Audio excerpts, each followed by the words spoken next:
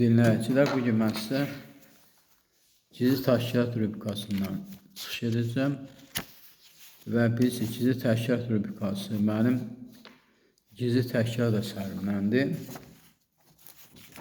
Bugün Qırmızı kitabın 7-ci qanununu danışmaq istəyirəm. Qırmızı kitabın 7-ci qanununda deyilir ki, siyasət və əxlaq. İndi bu 7-ci qanunda olan siyasət haqqında Qırmızı kitabda belə yazılır. Xahiş edirəm, qulaq asın. Siyasətin əxlaq ilə heç bir əlaqəsi yoxdur. Əxlaqla idarə olunan hökmdar siyasətçi deyil və buna görə də taxtında davamlı ola bilməz. Rəhbər olmaq istəyənlər tövsiyələrə ikiyüzlüyə müraciət etməlidir. Böyük insanların keyfiyyətləri sayılan səmimiyyət və dürüstlük siyasəti yaxşı qarşılamır. Çünki taxtın daha yaxşı, həqiqətən ən güclü düşmən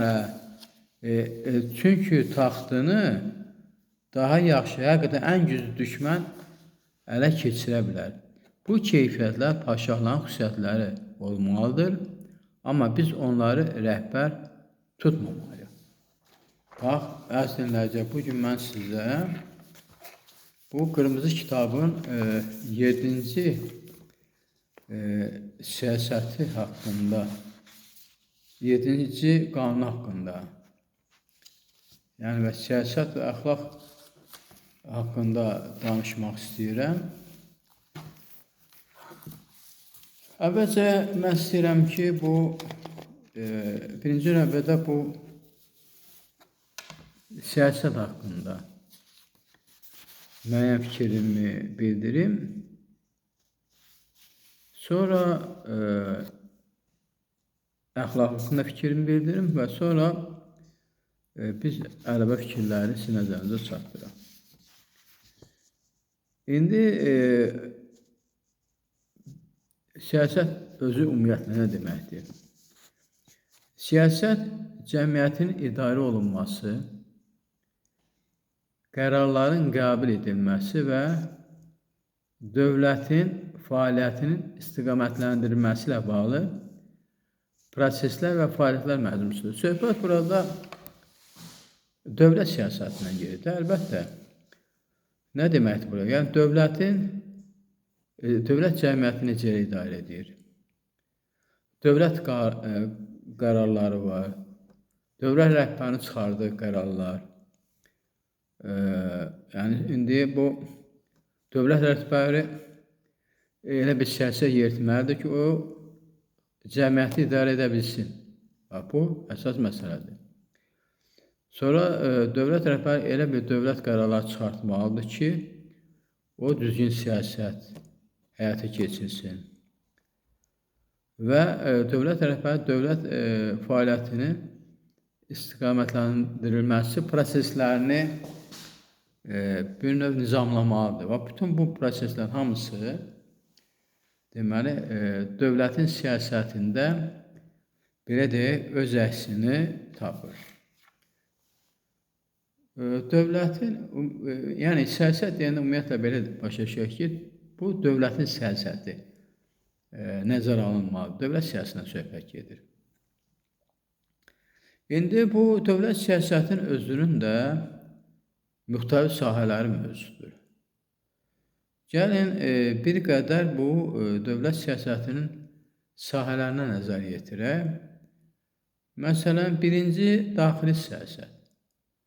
Dövlətin daxili siyasəti deyəndə biz nəyə nəzərdə tuturuq? Ölkə daxilində sosial, iqtisadi və hüquqi məsələlər üzrə qərarlar. Bax, bunlar dövlətin daxili siyasətinə daxildir. Ölkə daxili sosial deyəndə xalqın sosial durumu, xalqın maddi rifahının yaxşılaşdırılması fikirləri səslənilir. İqtisadi deyəndə dövlətin iqtisadiyyat sahəsində inkişafı, nəzərdə tutulur. Hüquqi məsələdən dövlətin, hər bir dövlətin dövlət qanunu var və dövlət qanunları necə icra edilir? Dövlət qanunlarına dövlət məmurları itaət edirmi? Dövlət qanunlarını düzgünmü yerinə yetirir? Bax, bütün bunlar hamısı mən deyərdim ki, hər bir ölkənin daxilində olan bu sosial, iqtisadi və hüquqi məsələlər üzrə bütün bu qərarlar hamısı hər bir dövlətin daxili siyasətində öz əksini tapmalıdır. Yəni, deyəndə ki, daxili siyasət var, başa düşmək lazım. Daxili siyasət deyəndə biz nəyi nəzərə alırıq, nə anlayırıq, nəyə dərk edirik? İkinci, xarici siyasət. Hər bir dövlətin xarici siyasəti olmalıdır. Xarici siyasət deyəndə biz nəyə başa düşürük? Məsələn, dövlətin başqa dövlətlə münasibətləri. Bir dövlət başqa bir dövlətlə müəyyən münasibətlər qurursa, bu münasibətlər qurumu dövlətin xarici siyasəti adlanır. Burada bir dövlətin başqa dövlətlə münasibətində hansı amillər bura daxil olur? Diplomatiya. Hər bir ölkədə başqa dövlətlərin səfirlikləri var. Və hər bir ölkə başqa bir ölkə ilə əlaqə yaradarkən öz ölkəsində olan səfirliklə əlaqə yaradır. Məsələn, tutaq bir prezident başqa bir ölkəyə səfərə getmək istəyir və o öz ölkəsində olan hansı deyək ki, ölkənin, misal üçün deyək ki, məsələn, Türkiyə tutaq ki, Çinə getmək istəyir. Türkiyədə Çinin səfirinə əlaqə yaradılır və deyilir ki, məsələn, Türkiyə prezidenti Çinə səfər etmək istəyir. Və bu Çin səfirliyi öz deməli, rəhbəri ilə əlaqə yaradır. Bu məsələni müzakirə edirlər və Çin rəhbərliyi razılıq verəndən sonra Türkiyə ilə məsələn Çinin arasında diplomatik münasibətlərin baş verməsi ehtimalı həyata keçir. Bax, bu deyir diplomatiya. Yəni, iki dövlət arasında müəyyən məsələlərin həll olunması məhz bu diplomatiya yolu, yəni həyata keçir. Və yaxud da ki, iki dövlət bir-birindən müttəfiq olur. Məsələn, tutaq ki, Belarusya, Rusiya bir-birindən müttəfiqdir.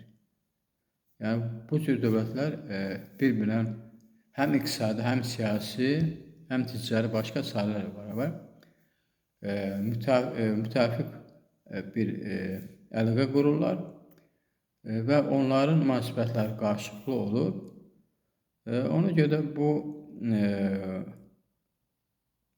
bunlar arasında bir müttəfiqlik prinsipi yaranır.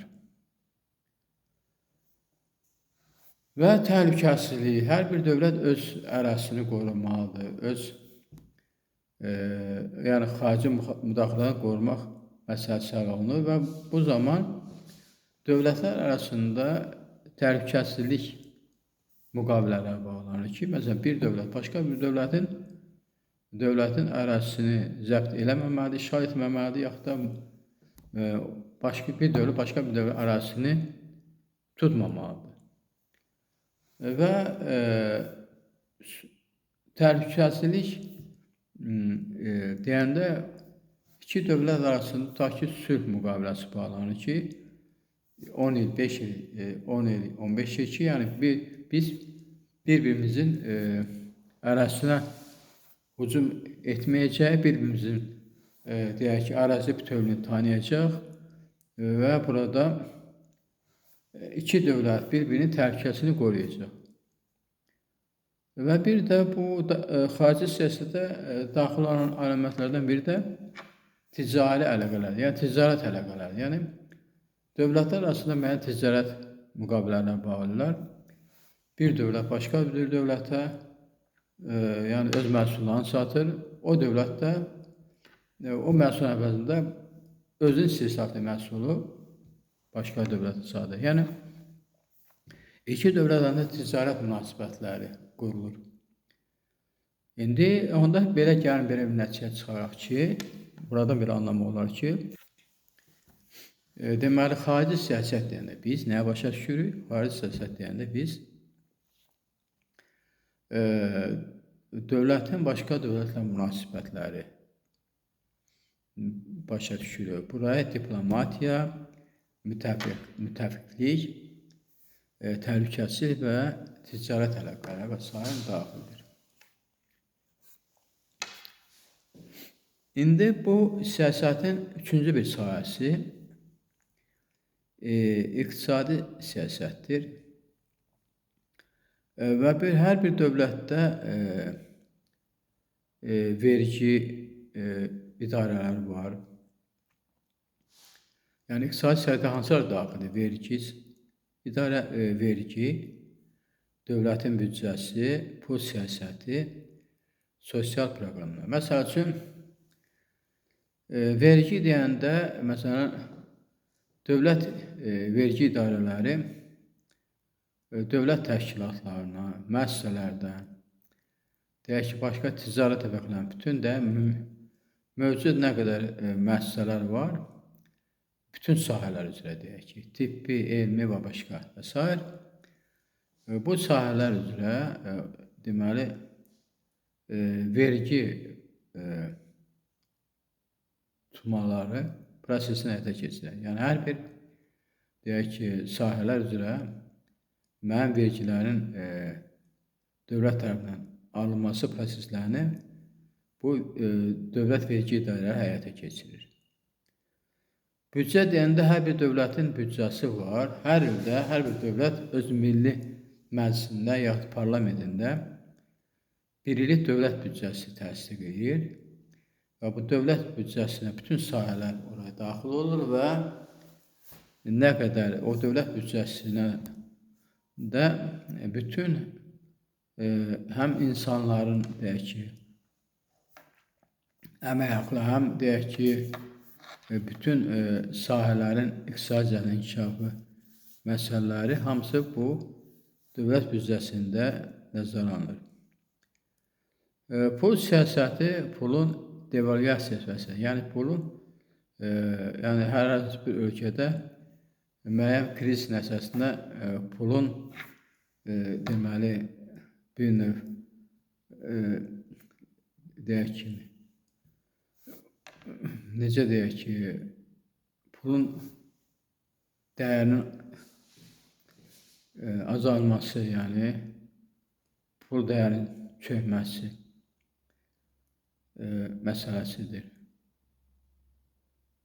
Və bu da birjalar tərəfindən müəyyənləşdirilir, bilirsiniz.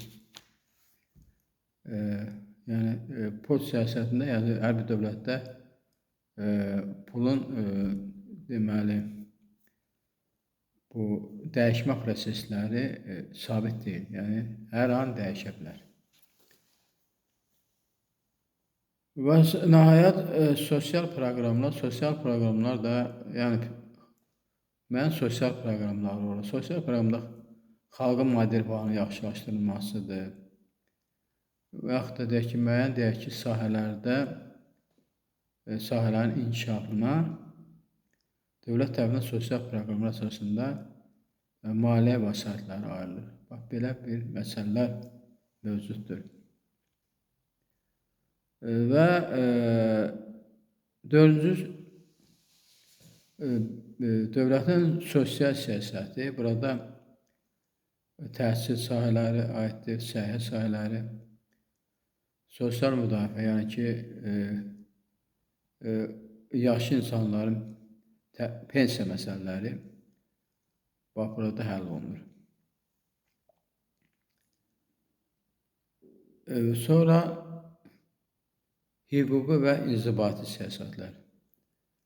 Və burada müəyyən məsəl üçün dövlət qanunlarının icrası məsələləri, dövlətlərdə məhkəmə sistemi, sonra idarəetmə orqanları fəaliyyətləri bax bu hüquqi və inzibati siyasətə daxil edilir.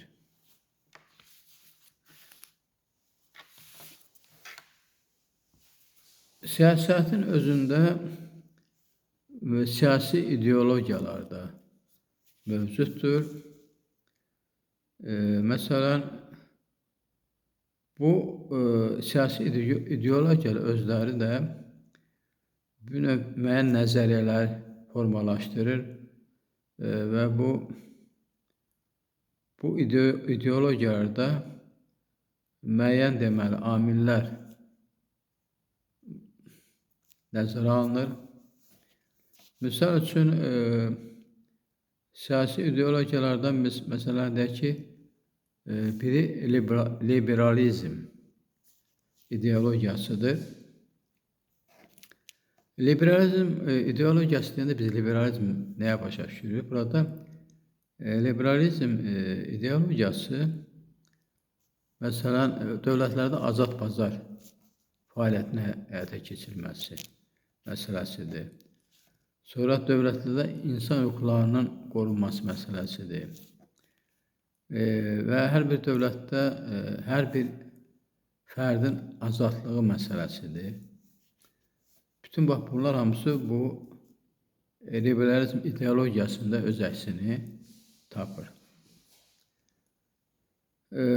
Sonra var konservatizm. Konservatizm isə deyəndə biz nəyə başladıq? Konservatizm deyəndə biz ənənələrə bağlılıqdır. Sonra güclü dövlət yaratmaqdır. Dövlətin müəyyən dəyişikliklərin həyata keçirilməsi. Bax, bunların hamısı konservatizm ideologiyasında öz əksini tapır. Sonra növbəti ideologiya sosializm ideologiyasıdır. Sosializm ideologiyasında isə burada dövlətdə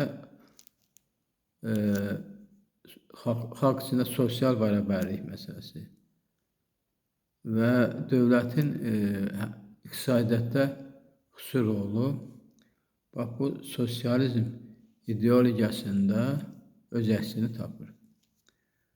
Və nəhayət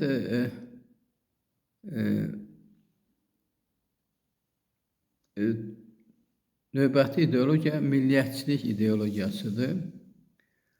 Və bu milliyyətçi ideologiyasında hər bir dövlətdə, hər bir millətin identikliyi və hər bir deyək ki, millətin milli dəyərləri, milli maraqların üstün tutulması məsələləri burada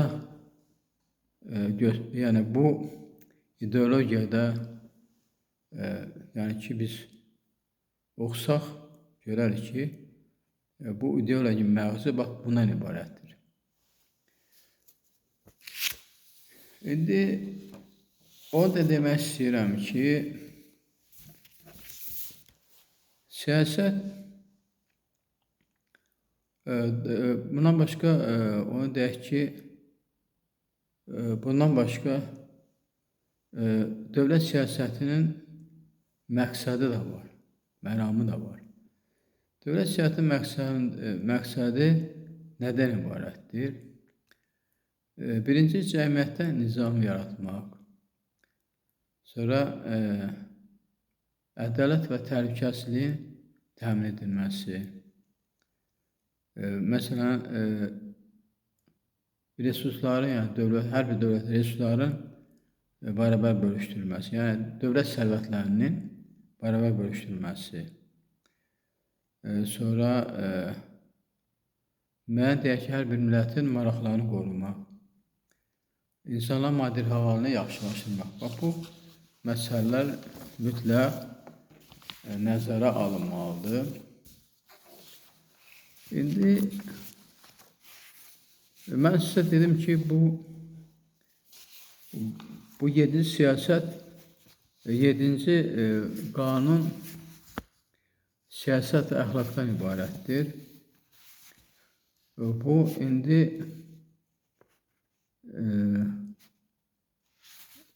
əxlaq özü deyəndə biz onu nəyə nəzərdə tuturuq? Əxlaq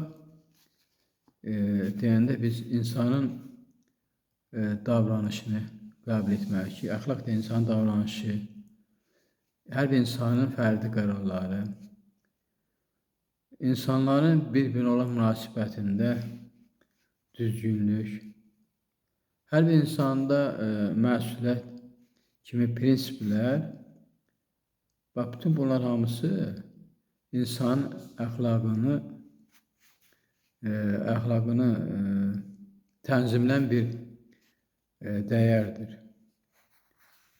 Əxlaq həm də hər bir fərdin mənəvi keyfiyyətlərini yüksəltmək və eyni zamanda hər bir fərdin etik norma və prinsiplərinə əməl etməsi, prinsiplərinə xüsusi diqqət yetirməsi vacib hesab olunur.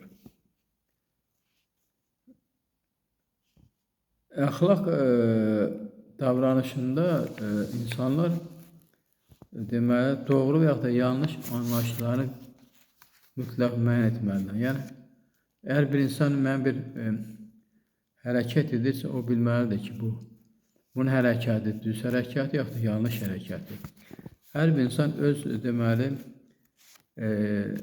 öz hərəkətində, öz deyək ki, əməlində, öz həyatında özünü necə aparmaq qaydasını bilməlidir. Cəmiyyətdə özünü necə aparmalıdır. Hər bir insan ümumiyyətlə həyat proqramını yerinə yetirərkən anlamalıdır ki, nə düz eləyir, nə yanlış eləyir. Yəni, bu doğru yox da yanlış anlayışlarını hər bir fərd, hər bir insan müəyyən etməyə bacarmalıdır. Və belə deyək ki, ümumiyyətlə, hər bir insan burada cəmiyyətin sabitliyinə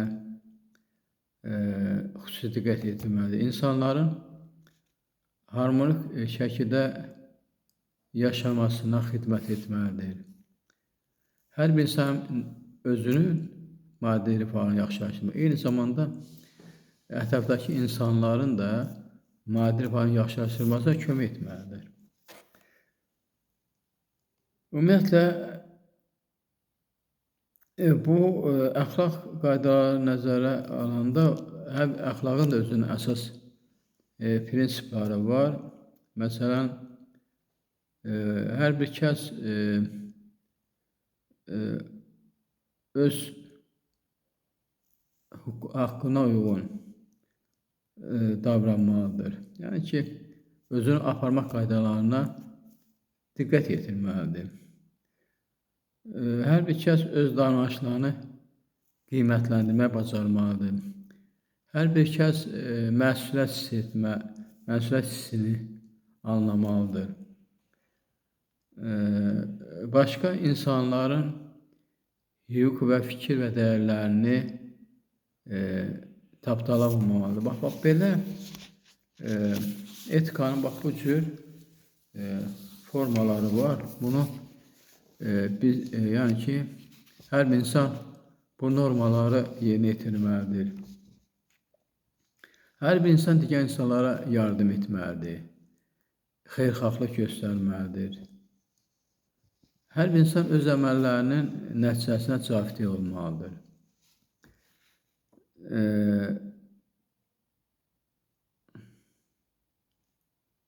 Hər bir insan əxlaqı dəstəkləməyə bacarmalıdır. Ancaq burada əxlaqla dini məhdudlaşdırmamalıdır. Dövlət tərəfindən tənzimlənən əxlaq demək olar ki, mütləq ictimai razılıq əsasında olmalıdır.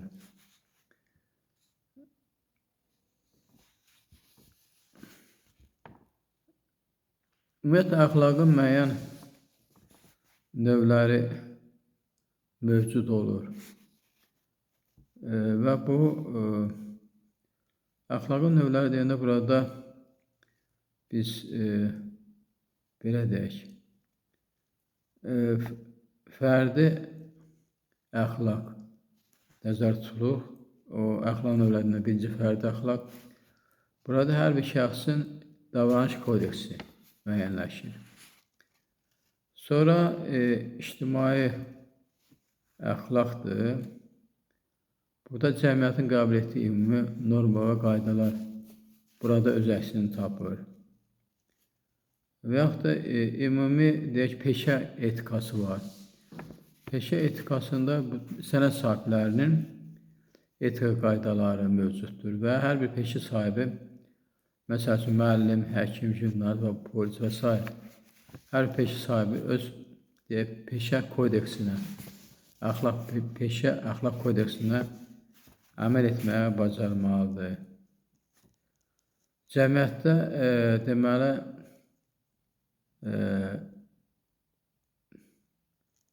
ümumiyyətlə bir növ belə deyək, ümumiyyətlə əxlaqın vacibliyi vacib şərtlərdən biri hesab olunmalıdır. Və bu əxlaqın vacibliyi ondan irəli gəlir ki, cəmiyyətdə etimad yaranır. Deyək ki, insanlar arasında qarşılıqlı hörmət və əməkdaşlıq güclənir. Deyək ki, fərdin şəxsiyyət kimi formalaşmasına kömək edilir. Və bax, bu cür fikirləri söyləmək olar, əziz dinləyicilər.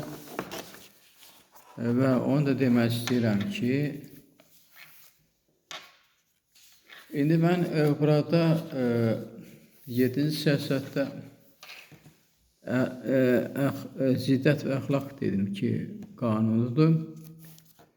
Burada indi gələk bu, biraz da mən bu qanun özündən biraz danışım. Mən indi siyasət haqqında müəyyən məlumat verdim, əxlaq haqqında müəyyən məlumat verdim.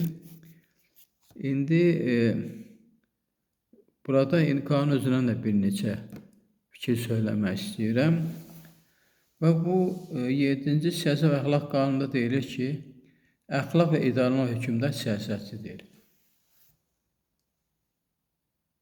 Bu Qırmızı kitabın 7-ci qanuna deyilir.